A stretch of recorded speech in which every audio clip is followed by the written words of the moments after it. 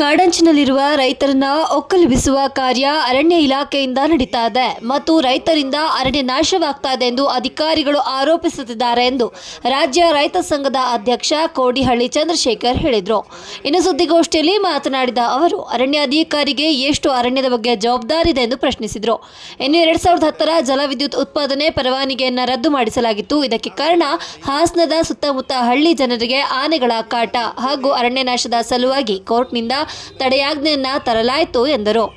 ಏನಪ್ಪ ಇವರೇನು ಶ್ರೀಮತ ಪ್ರಕಾರ ಆಡುವಾಗಲೇ ಇಂಥ ಇಲ್ಲೀಗಲ್ ಈ ದಂಧೆ ನಡೀಲಿಕ್ಕೆ ಇವು ಎಷ್ಟು ವರ್ಷಗಳಿಂದ ಅವೆಲ್ಲ ಬಂದ್ ಮಾಡಿಸಿದ್ರು. ಒಳ್ಳೆ DFO ಇದ್ದಾನೆ, ಅದನ್ನು ತತ್ಕ್ಷಣವೇ ಅದು ಎಲ್ಲದನ್ನು ಕೂಡ ಬಂದ್ ಮಾಡಿಸಿದ್ದಾರೆ. ಹಾಗಾಗಿ ಇದು ಕೇವಲ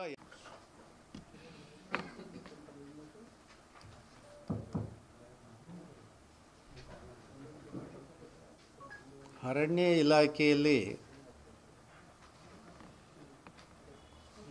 ಕಾಡಿನ ಅಂಚಿನಲ್ಲಿ ರೈತರು ಒಂದಿಷ್ಟು ಕೃಷಿಯನ್ನು ಮಾಡಿದ್ದಾರೆ. ಅರಣ್ಯ ಇಲಾಖೆಯವರು ಅವ್ರನ್ನ ಇದ್ದಕ್ಕಿದ್ದ ಹಾಗೆ ಒಕ್ಕಲೆಬ್ಬಿಸೋ ಕೆಲಸ ಮಾಡ್ತಾರೆ. ಆಮೇಲೆ ಇವರಿಂದ ಕಾಡೆಲ್ಲ ಹಾಳಾಯಿತು ಅಂತ ಹೇಳಿ ಅವ್ರನ್ನ ಗುರಿ ಮಾಡಿ ಹೇಳ್ತಾರೆ. ಇವರಿಗೆ ಎಷ್ಟು ಜವಾಬ್ದಾರಿ ಇದೆ ಅರಣ್ಯದ ಬಗ್ಗೆ ಅಂತ ಹೇಳಿ ನಾನು ಅದನ್ನು ಈ ಹಿಂದೆ ಕೂಡ ಒಂದು ಪ್ರಕರಣದಲ್ಲಿ ಅದನ್ನು ನ್ಯಾಯಾಲಯಕ್ಕೆ ಹೋಗಬೇಕಾಯಿತು. 2010ರಲ್ಲಿ ನಮ್ಮ ಪಶ್ಚಿಮ ಘಟ್ಟದಲ್ಲಿ, ಉದಾಹರಣೆ ಹೇಳೋದು ಅಂದರೆ ಹಾಸನ ಜಿಲ್ಲೆಯ ವ್ಯಾಪ್ತಿಯಲ್ಲಿ ಅರಣ್ಯದ ಬಹಳ ಮುಖ್ಯವಾದಂಥ ಭಾಗ ಅದು ವೆಸ್ಟರ್ನ್ ಘಾಟ್. 24 ಜಲವಿದ್ಯುತ್ ಉತ್ಪಾದನೆಗೆ ಪರವಾನಗಿ ಕೊಟ್ಬಿಟ್ಟಿದೆ. 1-2 ಮೆಗಾವಟ್ಟು, 4-5 ಮೆಗಾವಟ್ಟು ಹೀಗೆ ಉತ್ಪಾದನೆ ಮಾಡಲಿಕ್ಕೆ ಅಂತ ಹೇಳಿ ಪರವಾನಗಿ ಕೊಟ್ಬಿಟ್ಟಿದ್ದಾರೆ. ಆ ಸಂದರ್ಭದಲ್ಲಿ ನಾನು ಆನೆ ತುಳಿತಕ್ಕೆ ಒಳಗಾದಂಥ ರೈತ ಕುಟುಂಬನ ಮಾತಾಡಿಸ್ಲಿಕ್ಕೆ ಅಂತ ಸಕಲೇಶ್ಪುರದ ಆ ಭಾಗದಲ್ಲಿ ಓಡಾಡುವಾಗ ಅಲ್ಲಿಗೆ ನಮ್ಮ ರೈತ ಸಂಘದ ಸ್ನೇಹಿತರು ಬಂದರು. ಸರ್, ಇದಕ್ಕೆ ಏನಾರು ಒಂದು ಆನೆ ಹಳ್ಳಿಗಳಿಗೆ ಬರೋದನ್ನು ತಪ್ಪಿಸೋದಕ್ಕೆ ಏನಾರು ಒಂದು ಪ್ರಯತ್ನ ಮಾಡಬೇಕು ಅಂತ. ಅದಕ್ಕೆ ಅವ್ರ ಜೊತೆ ಮಾತಾಡುವಾಗ ಅವ್ರು ಹೇಳಿದರು, ಸರ್ ಇದೆಲ್ಲ ಪರ್ಮಿಷನ್ ಕೊಟ್ಬಿಟ್ಟಿದ್ದಾರೆ ಸರ್ಕಾರದವರು, ಅವ್ರು ಏನು ಮಾಡ್ತಾ ಇದ್ದಾರೆ ತಾವೊಂಚೂರು ಕಣ್ಣಿಂದ ನೋಡಬೇಕು ಬನ್ನಿ ಅಂತ ಹೇಳಿ ನಮ್ಮನ್ನು ಆ ಪಾಯಿಂಟಿಗೆ ಕರ್ಕೊಂಡು ಹೋಗ್ತಾರೆ. ಅಲ್ಲಿ ಹೋಗಿ ನೋಡಿದರೆ ಅಲ್ಲಿ ನೇತ್ರಾವತಿ ನದಿಗೆ ಬರ್ತಕ್ಕಂಥ ಹಳ್ಳಗಳು, ಅವು ನದಿ ಹರಿದಂಗೆ ಹರಿತವೆ, ಹಳ್ಳಗಳು ಬಹಳ ವೇಗವಾಗಿ ಹರಿತವೆ. ಅಲ್ಲಿ ನೇತ್ರಾವತಿಗೆ ಬಂದು ಸೇರ್ತಕ್ಕಂಥ ಎತ್ತಿನ ಹೊಳೆ ಇರ್ಬೋದು, ಕೆಂಪು ಹೊಳೆ ಇರ್ಬೋದು, ಹಾಗೆ ಅನೇಕ ಉಪನದಿಗಳು ಎಲ್ಲ ಬಂದು ಸೇರಿ ಅದು ಗುಂಡ್ಯಾದಿಂದ ಕೆಳಗಡೆ ನೇತ್ರಾವತಿಯಾಗಿ ಹರಿಯುತ್ತೆ. ಅಲ್ಲಿ ಆ ಹಳ್ಳಗಳಿಗೆ ಒಂದು ಒಡ್ಡು ಕಟ್ಟಿ ಅಂದರೆ ಪಿಕಪ್ಪನ್ನು ಮಾಡಿ ಅಲ್ಲಿಂದ 1.5 ಕಿಲೋಮೀಟ್ರ್ ದೂರ ಅದನ್ನು ಸುರಂಗ ಹೊಡೆದು ಆಚೆ ತಗೊಂಡೋಗಿ ಅದು ಒಂದು ಪಾಯಿಂಟಲ್ಲಿ ಅದನ್ನು ಕೆಳಗಡೆ ಬಿಡ್ತಾರೆ. ಅಲ್ಲಿ ಜನರೇಟರ್ ರನ್ ಆಗುತ್ತೆ, ಎಲೆಕ್ಟ್ರಿಸಿಟಿ ಉತ್ಪಾದನೆ ಆಗುತ್ತೆ. ಅದು ಪ್ಲಾನ್ ಪ್ರಕಾರ ಸುರಂಗ ಹೊಡಿತಾ ಇದ್ದಾರೆ. ಆ ಸುರಂಗ ಹೊಡಿತಾ ಇರುವ ಜಾಗ ಹೇಗಿದೆ ಅಂದರೆ ದಟ್ಟ ಅರಣ್ಯ. ಅಲ್ಲಿ ಸಾವಿರಾರು ಮರಗಳನ್ನು ಕಡ್ದಿದ್ದಾರೆ. ಇದನ್ನು ಯಾಕೆ ಹೇಳ್ತಾ ಇದ್ದೀನಿ ಅಂದರೆ ತಮ್ಮ ಗಮನಕ್ಕೆ ಇರಲಿ ಅಂತ. ಆಮೇಲೆ ಅದನ್ನು ನೋಡಿ ಬಂದ ಮೇಲೆ ನಮಗೆ ಸಮಾಧಾನ ಆಗಲಿಲ್ಲ, ಸರ್ಕಾರದವ್ರಿಗೆ ಹೇಳಿದ್ವಿ. ಆಗ ಯೋಗೀಶ್ ಅಂತ ಹೇಳಿ ಅರಣ್ಯ ಮಂತ್ರಿ ಇರ್ತಾರೆ ಯಡಿಯೂರಪ್ಪ ಗೌರ್ಮೆಂಟಲ್ಲಿ, ಅವ್ರಿಗೆ ಹೇಳಿದ್ವಿ, ಆತನೂ ಕೂಡ ಒಂದು ವಿಸಿಟ್ ಮಾಡಿದರು. ಆಮೇಲೆ ಏನು ಅದರಿಂದ ಪರಿಣಾಮ ಏನಾಯಿತು ಅಂದರೆ ಏನೂ ಆಗಲಿಲ್ಲ. ಅದಕ್ಕೆ 2010ರಲ್ಲಿ ಹೈಕೋರ್ಟಿಗೆ ಬಂದು ಒಂದು ಅರ್ಜಿ ಸಲ್ಲಿಸ್ತೀವಿ, PIL.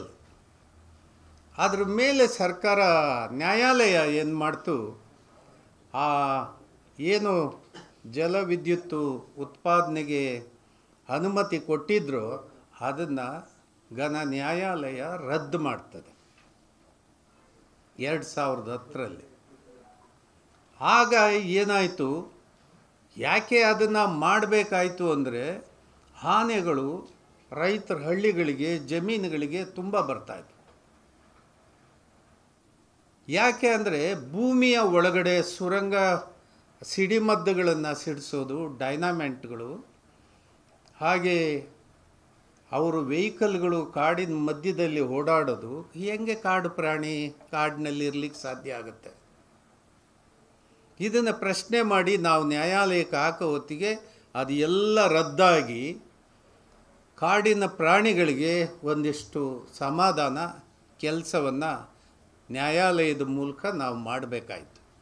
ಈಗಿನ ಪ್ರಶ್ನೆ ತಮ್ಮ ಗಮನಕ್ಕೆ ಏನು, ಈಗ ಕರ್ನಾಟಕದ ಉಚ್ಚ ನ್ಯಾಯಾಲಯದ ಮೌಖಿಕ ಆದೇಶವನ್ನು ತಮ್ಮ ಕೈಗೆ ಕೊಟ್ಟಿದ್ವಿ.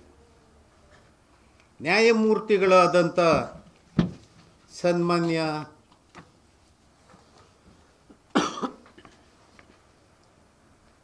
ವಿಭು ಬಕ್ರು ಅವರು, chief justice Karnataka, mister honourable justice CM Joshi ಅವರು ಮುಂದೆ ಅರ್ಜಿ ಬರ್ತದೆ, ಅವರು ಇದೊಂದು ಮೌಖಿಕ ಆದೇಶವನ್ನು ನೀಡ್ತಾರೆ.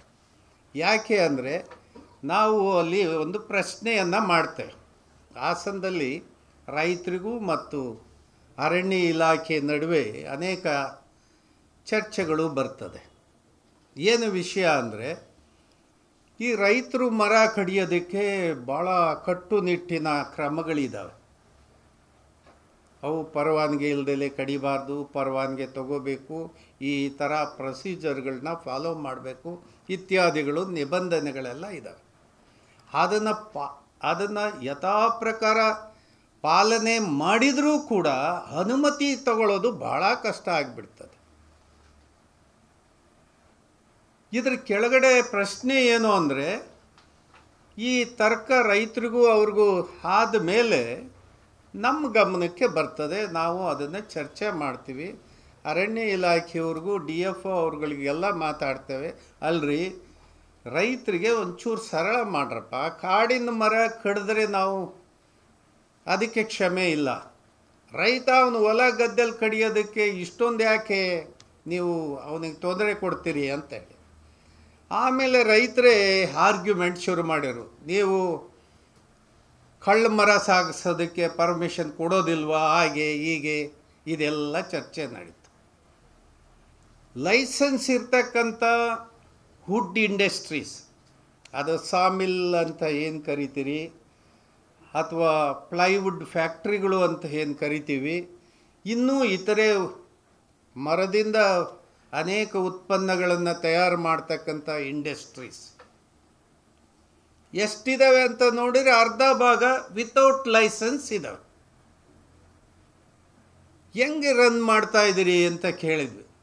ಸರ್, ಹಿಂದಿನಿಂದ ನಡ್ಕೊಂಬಂದಿದೆ, ಹಂಗೆ ನಡ್ಕೊಂಡು ಹೋಗುತ್ತೆ ಸರ್, ನೀವೇನಿದ್ರು ಸರ್ಕಾರಕ್ಕೆ ಮಾತಾಡಿ ಸರ್. ಈ 1 ವರ್ಷದ ಹಿಂದೆ ಈಗಿರುವ ಅರಣ್ಯ ಮಂತ್ರಿಗೆ ನಾನು ಖುದ್ದ ಭೇಟಿ ಮಾಡಿ ನೋಡಿ, ವಿತೌಟ್ ಲೈಸೆನ್ಸು ತಾವು ಹೆಂಗೆ ರನ್ ಆಗೋಕ್ಕೆ ಅವಕಾಶ ಕೊಟ್ಟಿದ್ದೀರಿ. ಕರ್ನಾಟಕದಲ್ಲಿ ಒಂದು ದಿನಕ್ಕೆ 1,000 ಲೋಡು ಮರ ವಿತೌಟ್ ಲೈಸೆನ್ಸ್ ಈ ಮಿಲ್ಗಳಿಗೆ ಬೇಕಾಗತ್ತೆ. ಇದನ್ನು ಹೆಂಗೆ ನೀವು ನೋಡಿಕೊಂಡು ಕ್ಷಮಿಸ್ತೀರಿ ಹೇಳಿ ಮಂತ್ರಿಗಳೇ ಅಂತ ಹೇಳಿ ಖಂಡ್ರೆ ಅವರಿಗೆ ನಾನು ಮಾತಾಡಿದ್ದೆ. ನೀವು ತಕ್ಷಣ ಕ್ರಮ ತಗೊಳ್ಳಿ, ಡೈರೆಕ್ಷನ್ ಕೊಡಿ ಅಧಿಕಾರಿಗಳಿಗೆ, ಸ್ಟಾಪ್ ಮಾಡಲಿ ಅಂತ. ಅವ್ರು ಏನೂ ಮಾಡಲೇ ಇಲ್ಲ. ಅದಕ್ಕೆ ಮತ್ತು ಹಿಂದೆ ಆದಂಥ 2010ರಲ್ಲಿ ಏನು ನಾವು ಪ್ರಯತ್ನ ಮಾಡಿದ್ವಿ, ಅದೇ ಪ್ರಯತ್ನವನ್ನು ಈಗ ಕೂಡ ಹೈಕೋರ್ಟು ಚೀಫ್ ಜಸ್ಟಿಸ್ ಮುಂದೆ ಸಾರ್ವಜನಿಕ ಹಿತಾಸಕ್ತಿ ಅರ್ಜಿಯನ್ನು ಹಾಕಿಸಿ ಆ ಮೂಲಕ ಇವತ್ತು ಈ ತೀರ್ಮಾನವನ್ನು ನಾವು ಪಡಿಬೇಕಾಗ ಅನಿವಾರ್ಯತೆ ಬಂದಿದೆ. ಯಾಕೆ ಈ ಪ್ರಶ್ನೆ ಅಂದರೆ, ಸರ್ಕಾರದ ಕಣ್ಣು ಮುಂದೆ ವಿತೌಟ್ ಲೈಸೆನ್ಸು ಅಕ್ರಮವಾಗಿ ಮರ ಸಾಗಾಣಿಕೆ ಆಗ್ತಾ ಇದೆ, ಇದನ್ನು ನೋಡಿಕೊಂಡು ಸರ್ಕಾರ ಸುಮ್ಮನೆ ಇದ್ದಾರೆ ಅಂದರೆ ಏನು ಅರ್ಥ? ಇದು ಅರ್ಥ ಏನು? ಇದು ಒಬ್ಬ ರೈತ ತಾನು ಬೆಳೆಸಿದಂಥ ಮರನ ಕಟಾವು ಮಾಡೋದಕ್ಕೆ ಇಲ್ಲದ ಕಾಯ್ದೆ ಕಾನೂನುಗಳನ್ನು ಪಾಲನೆ ಮಾಡಬೇಕು. ಅಕ್ರಮವಾಗಿ ನಡೆಸ್ತಕ್ಕಂಥವ್ರಿಗೆ ಏನು ಇಲ್ಲಕ್ಕೆ ಇಲ್ವಾ? ಈ ವಿಚಾರದ ಕೆಳಗಡೆ ನಾವು ಹೈಕೋರ್ಟ್ನಲ್ಲಿ ಪ್ರಶ್ನೆ ಮಾಡಲಾಗಿ ಘನ ನ್ಯಾಯಾಲಯ ನಿಮ್ಮ ಹತ್ರ ಅಕ್ರಮ ಎಷ್ಟು ನಡೀತಾ ಇದೆ ಅದು ಬಂದ್ ಮಾಡಿ, ಅದು ಎಷ್ಟು ನಡೀತಾ ಇದೆ ಇದಕ್ಕೆ ಸಂಬಂಧಪಟ್ಟಂಥ ಪೂರ್ಣ ವರದಿಯನ್ನು ನ್ಯಾಯಾಲಯಕ್ಕೆ ನೀಡಬೇಕು ಅಂತ ಹೇಳಿ ಘನ ನ್ಯಾಯಾಲಯ ಈ ಆದೇಶವನ್ನು ನೀಡಿದೆ. ನಾನು ಈ ಆದೇಶ ಆದಮೇಲೆ ಬೆಂಗಳೂರಿನಲ್ಲಿ ಮೀಡಿಯಾಕ್ಕೆ ಅಡ್ರೆಸ್ ಮಾಡಬೇಕಂಥೇಳಿ ಪ್ರಯತ್ನ ಮಾಡಿದೆ. ನನಗೆ ಸಮಯ ಸಿಕ್ಕದೇ ಇರೋ ಕಾರಣಕ್ಕೆ ನಾನು ಶಿವಮೊಗ್ಗದಲ್ಲಿ ಈ ವಿಷಯವನ್ನು ನಿಮ್ಮ ಜೊತೆ ಮಾತಾಡಬೇಕಾಗಿ ಬಂದಿದೆ.